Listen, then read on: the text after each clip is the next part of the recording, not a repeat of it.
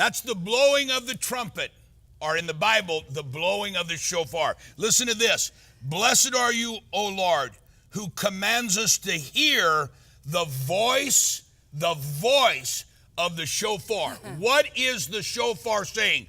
Maimonides, the great rabbi, said, there's a hidden message by listening to the voice of the shofar. The Bible talks about blowing the shofar and shouting with a voice of triumph.